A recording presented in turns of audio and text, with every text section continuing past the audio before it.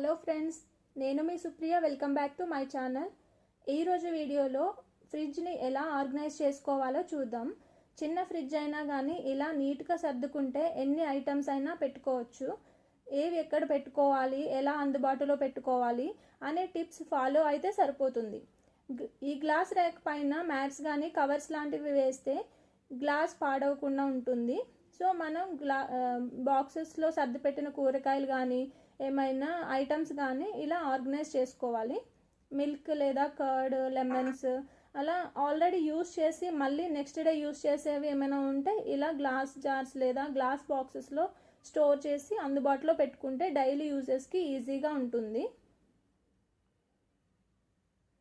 Fruits లేదా vegetable boxes ఈ విధంగా ఒకదానిపైన ఒకటి నీట్గా ఆర్గనైజ్ చేసుకోవాలి.